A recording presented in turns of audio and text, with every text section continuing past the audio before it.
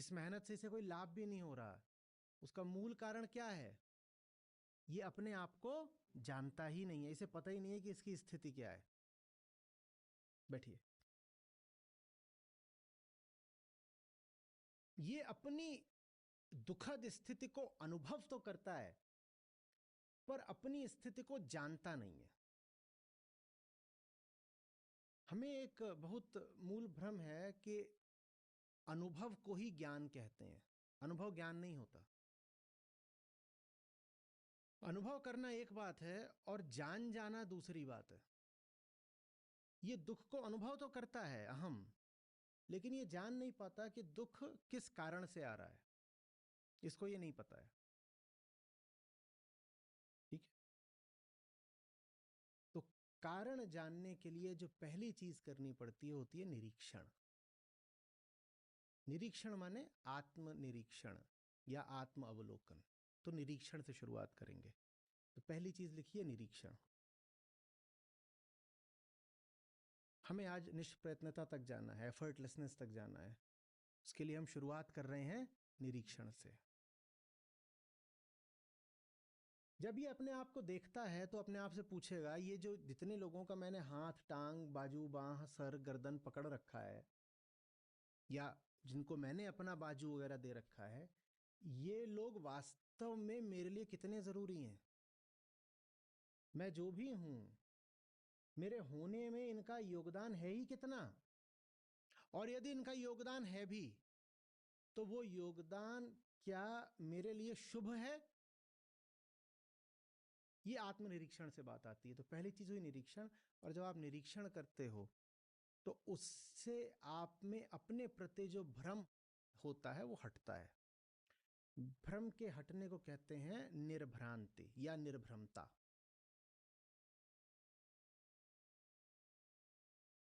तो पहली चीज निरीक्षण, दूसरी चीज निर्भ्रांति। तो हम देखता है मैंने फलानी चीज को पकड़ रखा है, उसको समझ में आता है कि व्यर्थ ही पकड़ रखा है, एकदम संयोग से पकड़ रखा है, पता भी नहीं था, पकड़ लिया, बेहोशी में पकड़ लिया।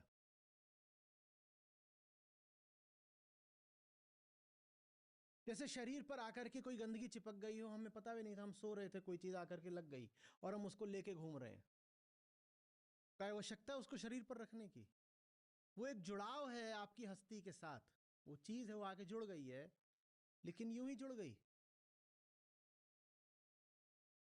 यूं ही बस यादृच्छिक रूप से, संयोगवश, उससे कोई लाभ आपको मिल नहीं रहा है। तो ये फिर क्या बोलता बोलता, इससे अपना नाम जोड़ने की, अपनी पहचान जोड़ने की कोई जरूरत है नहीं, ये हटा। ऐसे ही करके जितने भी उसने सब ये अपने रिश्ते बना रखे होते हैं, वो एक एक का निरीक्षण करता है। जैसे जैसे निरीक्षण करता जाता है उसे पता चलता है कि इसकी भी मुझे कोई जरूरत है नहीं, एकदम कोई जरूरत नहीं है, इसको भी हटाओ, हटाने दो। ये न भी रहे तो मैं हूं, बल्कि ये न रहे तो मैं कहीं बेहतर हूं। मुझे कुछ नहीं करना इसको पकड़ करके। हुँ? इसको कहते हैं निर्भ्रांत होना। ये भ्रांति है कि आप जो कुछ बने बैठे हो वो आपकी असलियत है। आप जिन भी चीजों को अपने लिए जरूरी मानते हो, जरूरी है नहीं। आप जिन चीजों में अपना सुख मानते हो, वहां आपको सुख है नहीं। और जिन चीजों से आप डरे बैठे हो कि बड़ा दुख आ जाना है, उनमें दुख है नहीं। हमारी पूरी हस्ती ही एक बड़ी भ्रांति होती है, इल्यूजन। वो तभी हटेगा जब निरीक्षण हो, आत्मावलोकन हो, अपने आप को देखो और पूछो अपने आप से, जो चीजें मैं अपने आप को इतना जरूरी बताता आया हूं, उनसे मिलता क्या है? क्या मिल रहा है? अहंकार ऐसे करके अपनी जब पहचानों को हटाने लगता है, तो धीरे धीरे वो पाता है कि वो पहचानों से मुक्त होता जा रहा है। जो अहंकार पहचानों से माने विषयों पर आश्रयता से मुक्त है, उसी को फिर हम कह देते हैं मुक्त अहंकार या निरहंकार। अहंकार बंधता ही इस भ्रांति में है कि उसे बंधने की जरूरत है। जैसे ही उसे समझ में आता है कि जरूरत नहीं है बाबा, वैसे ही वो उस जरूरत से मुक्त हो गया, स्वयं से ही मुक्त हो गया। उसको कहते हैं निरहंकारिता। जो उसने अपनी एक आश्रित हस्ती बना रखी थी, वो आश्रित हस्ती गई। मुझे अपने होने के लिए इन सब सहारों की कोई जरूरत नहीं। और ये जो सहारे हैं, ये वास्तव में सहारे नहीं है, ये क्या है? बंधन है। यही आज बात कर रहे थे हम, सहारा ही बंधन है। मैंने तो ये सोच के सहारा बनाया था कि सहारा है, पर वो है तो बंधन ना। सहारे हटाते ही बंधन हट जाते हैं। सहारा हटाया नहीं कि बंधन हट गया, बंधन हटा तो हम कहते हैं निरहंकारिता। तो निरीक्षण, निरीक्षण से निर्भ्रमता, निर्भ्रमता से निरहंकारिता।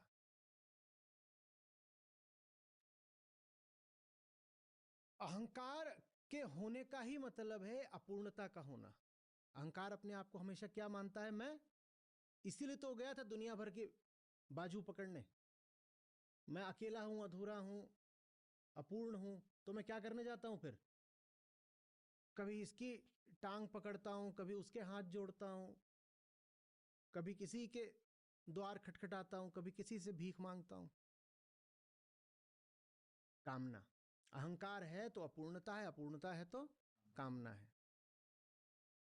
अहंकार के होने का मतलब ही होता है कि कामना को होना पड़ेगा, क्योंकि अहंकार अपनी दृष्टि में एक अपूर्ण इकाई है। जो अपूर्ण है वो बेचारा क्या करेगा? उसको तो इधर उधर काम नहीं करनी पड़ेगी ना। इधर से कुछ मिल जाए तो पूर्ण हो जाऊं, वहां से कुछ मांग लूं, कहीं उधार ले लूं, कुछ कर लूं, किसी तरह पूर्ण हो जाऊं। अपूर्णता खलती है, किसी तरीके से तो पूर्ण हो पाऊं। तो निरहंकारिता के साथ साथ आती है निष्कामना।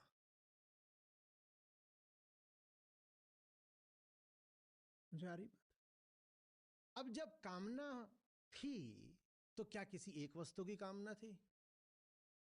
जब कामना थी तो क्या कभी एक वस्तु की कामना थी? बताइएगा कभी एक चीज की कामना हुई हो? कामना अगर इतनी होशियार ही होती, कामना यदि इतनी विवेकपूर्ण ही होती कि बस एक वस्तु की होती, तो वो एक कामना पर्याप्त हो गई होती। कामना ऐसी चीज होती है जैसे आप जानते ही ना हो कि आपको क्या चाहिए, और आप एक बड़ी भारी बाजार में पहुंच गए हैं और सभी कुछ आपको आकर्षित कर रहा है। कभी कुछ लुभाता है, कभी कुछ ललचाता है।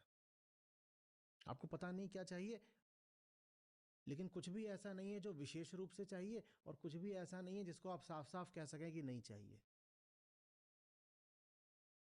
आपके पास क्या कुछ भी ऐसा है जो आपको दिया जाए और आप बिल्कुल इनकार करने की नहीं लेना? बताइएगा। कुछ भी आपके पास ऐसा है जो आपको दिया जाए और आप इनकार कर दें कि नहीं, ये तो नहीं चाहिए? बोलिए।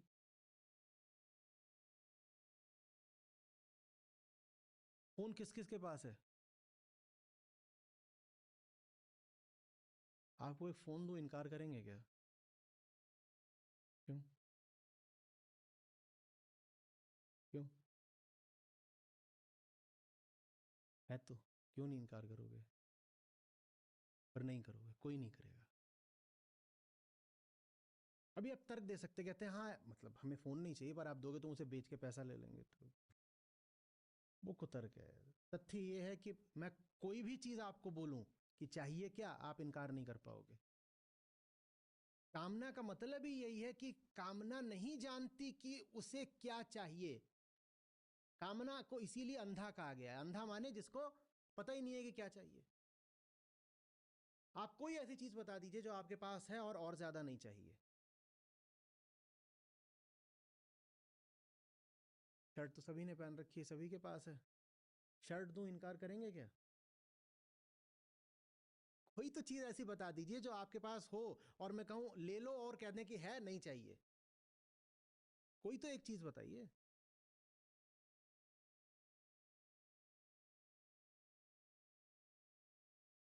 जूते। कोई ऐसा नहीं होगा जिसके पास जूते नहीं है। अभी जूते दिए जाएं, कोई इनकार करेगा? ये तो छोड़ो कि बहुत बढ़िया जूते दिए जाएं, एकदम साधारण तरह के जूते दे दिए जाएं, तो भी आप कहेंगे हाँ लाओ दे दो, ठीक है। कोई नहीं कहेगा मेरे पास हैं और जैसे आप दे रहे हो उससे बेहतर हैं तो मैं नहीं लूंगा, मैं छूना नहीं, हटाइए नीचे, कोई नहीं कह पाएगा। जो कहेंगे भी वो इसलिए कहेंगे कि इसको अगर हटाओ तो क्या पता इससे कुछ बेहतर ही मिल जाए। या इसलिए कहेंगे कि इसको अगर अभी स्वीकार कर लेते हैं तो कुछ हानि होती है। हानि क्या होती है? सब कहेंगे कि देखो आदमी छोटा है, छोटी चीज ले गया। वहां बात ये नहीं कि चाहिए नहीं था, वहां बात ये कि अगर स्वीकार कर लेते तो कुछ और हानि दिख रही थी, किसी और कामना में बाधा आ जाती, इसीलिए इस कामना को थोड़ा सा पीछे करा।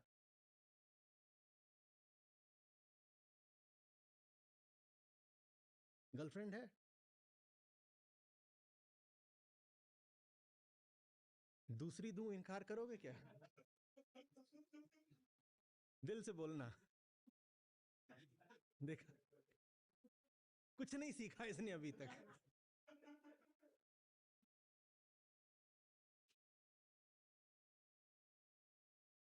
और जो इनकार करेंगे, भी मैं बता रहा हूं, उनका कारण ये नहीं होगा कि उनके पास कामना नहीं है। उनके पास कारण ये होगा कि उनके पास डर है, और डर कामना ही है। कामना जब सर के बल चलने लगती है तो उसको डर बोलते हैं। कामना कहती है कुछ पाना है, डर कहता है कुछ पाया हुआ है उसे बचाना है। डर भी एक कामना ही है।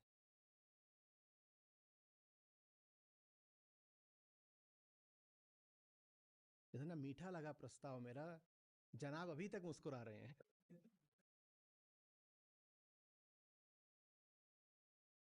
और मजाल है कि अन्यथा मैं कुछ भी बोलता रहूं सत्र पे, इनके चेहरे पे कोई भाव आ जाए, एकदम ऐसे स्टॉइक होकर देखते हैं मुझे, और इस बात पर इनकी मुस्कान पूछ ही नहीं रही। बेटा रिकॉर्ड हो रहा है सब कुछ, रिकॉर्डिंग टीम याद रख लो अच्छे से। हुँ? कोई एक चीज खोज पाए अभी तक जो हो और दी जाए तो इनकार कर दो? पेट भरा हुआ है, एकदम भरा हुआ है, खाना आपने खा लिया, भाभी जी आ गई, एक गुलाब जामुन तो मेरे हाथ से खाना पड़ेगा, मना कर पाए हो क्या? भाभी जी को भी हटा दो यार। कहीं शादी ब्याह में जाते हो, वहां पे 10 तरह का सजा होता है खाना। हम्म? वो जो 10 प्रकार का सजा होता है, उसमें से एक तरफ ही का खाना पर्याप्त होता है कि नहीं होता है? आदमी को क्या है, रोटी दाल चावल सब्जी इतना भी खा लिया तो बहुत है। अब उसके बाद आप कैसे जा करके अभी पिज्ज़ा भी खा लोगे, और मैक्सिकन भी खा लोगे, और चाइनीज भी, और कैसे खा लोगे? खा सकते हो क्या? पर अगर मिल रहा है तो खा ही जाते हो। होता है कि नहीं होता है? कोई ऐसी चीज बता दी जिसको कहा हो कि नहीं बहुत हो गया माने बहुत हो गया, बहुत हो गया माने बहुत हो गया, नहीं चाहिए और नहीं चाहिए।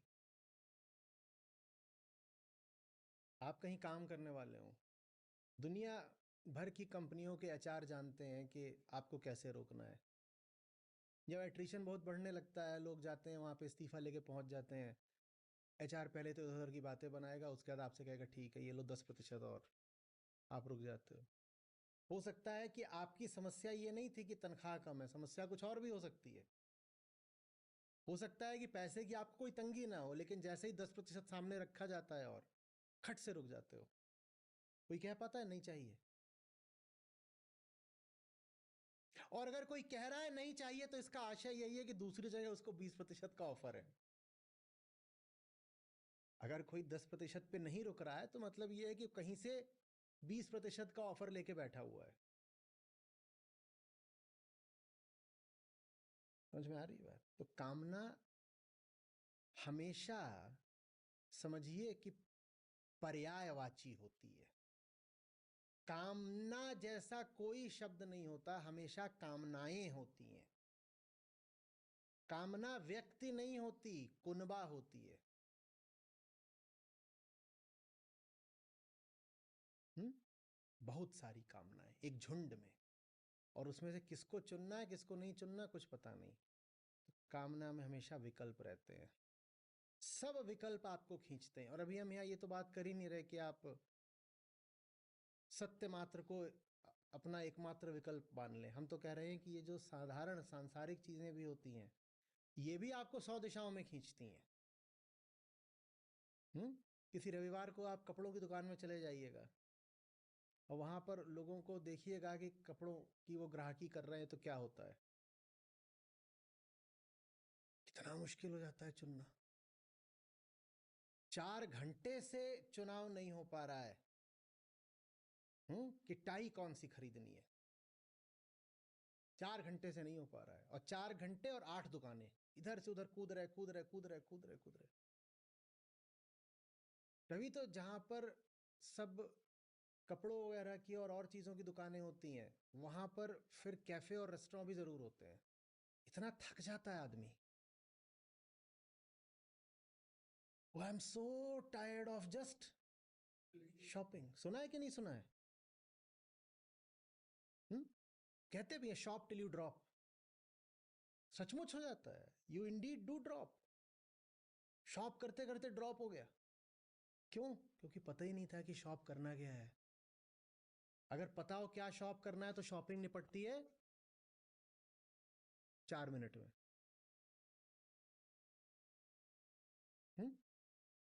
4 मिनट। अपने साथ होता है कई बार, कहीं कुछ जाना है तो पीछे से शुभंकर भाई फोन करके उसको पूछते हैं दुकान खुली है? बोलता हाँ 8:30 तक खुली है। तो ठीक है 8:25 तक हम आ जाएंगे। खत्म। कितनी बार 8:25 पे गए, पता है ना क्या लेना है, गए उठाया वापस आ गए। तुम्हें कौन सा वहां पे हर चीज आकर्षित कर रही है कि ये भी ले लें कि वो भी ले लें, अब ये ले लिया तो वो भी ले लो, कुछ नहीं घुसे लिया है। और कई लोगों की बात बहुत खलती है। मुझको तो बड़े ताने पड़े थे अपने पिछले जन्म में कि तुम कितना अपमान करते हो शॉपिंग की पवित्र प्रक्रिया का। वहां घुस करके पहले एक एक चीज देखी जाती है, समझी जाती है, फिर शॉर्ट लिस्ट करी, पहले लॉन्ग लिस्ट करी जाती है, फिर शॉर्ट लिस्ट करी जाती है। तुम ऐसे जाते हो जैसे वहां थूकने गए हो, घुसे थूका बाहर आ गए। उन लोगों को ही बुरा लगता है। वो 5 चीज दिखाने आते हैं, तुम वहां घुसते हो और बोलते हो वो, और बिलिंग करो और जाने दो। समझ में आ रही बात? तो कामना माने एक कामना नहीं, 1000 कामनाएं, विकल्प ही विकल्प, विकल्प ही विकल्प, विकल्प ही विकल्प। और इतनी हमारी हैसियत नहीं, इतना हमारा विवेक नहीं, इतना हमारा दम नहीं कि उनमें से किसी भी विकल्प को कह दे नहीं चाहिए। हर चीज जो हमारे सामने आती है एक नया विकल्प बन जाती है। और दुकानदार ये बात खूब जानते हैं। आप वहां पे कुछ कर रहे हैं, वो एक चीज और आपके सामने सरका देंगे, थोड़ा ये भी देखिएगा। और आप कहते अब इतना सारा क्या करना, क्या ये भी देखिए, ये भी देखिए, ये भी देखिए, ये भी देखिए, ये भी देखिए। जब निष्कामना आती है तो निर्विकल्पता आती है।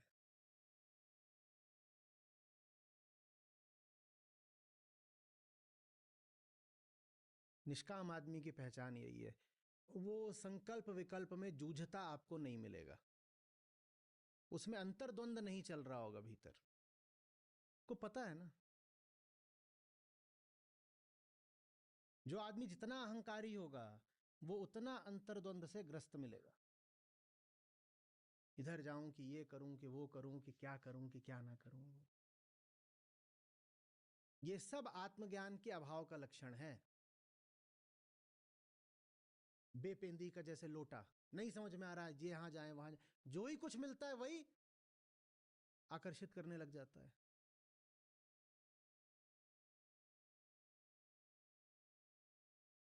और जब निर्विकल्प हो जाते हो आप तो भीतर की खींचतान समाप्त। खींचतान तो थी ही इसीलिए, खींचतान तो थी इसीलिए कि ये विकल्प चुनूं कि वो विकल्प चुनूं।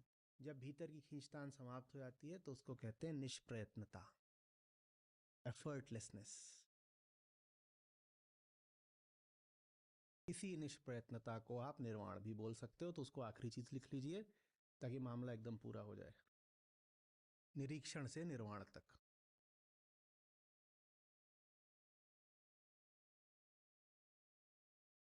कितने चरण की प्रक्रिया निकली? 7। निरीक्षण,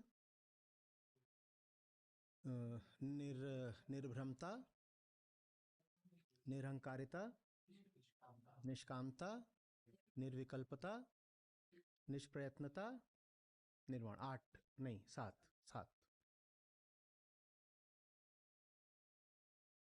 इसमें एक जगह ऐसी है जहां थोड़ी सी हमने छलांग लगाई है, वहां आपको पाटना हो, अगर पुल सा बनाना हो तो थोड़ा जोड़ सकते हैं।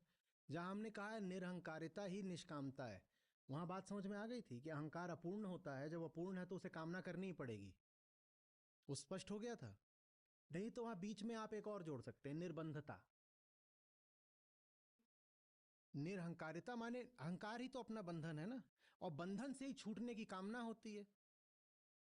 तो निरहंकारिता माने निर्बंधता, और अगर जब बंधन नहीं बचा तो फिर कामना काहे की करोगे? जैसे जैसे बंधन कम होता जाता है वैसे वैसे कामना भी कम होती जाती है। माने कामना दुख जनित होती है, या कामना बंध जनित होती है। जितना बंधन होता है भीतर उतनी ही ज्यादा कामनाएं होती हैं। बंधन जितना होता है भीतर उतनी ही ज्यादा कामनाएं होती हैं। तो जब निरहंकारिता है तो उसको फिर हम कह सकते हैं उससे निर्बंधता, निर्बंधता से निष्काम। या नहीं उसको जोड़ना हो तो मत जोड़ो, ये जो 7 चरण भी अपने आप में पर्याप्त है।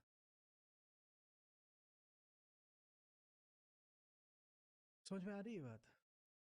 अब सोचो कि जीवन कैसा होगा अगर भीतर से मामला निष्प्रयत्न हो जाए। कैसा होगा? नहीं सोच सकते, पर जैसा अपना चल रहा है उसका तो निरीक्षण कर सकते हो ना। और उसमें भीतर हर समय क्या है? भीतर क्या लगातार? इंटरनल कॉन्फ्लिक्ट, स्ट्राइफ, है ना?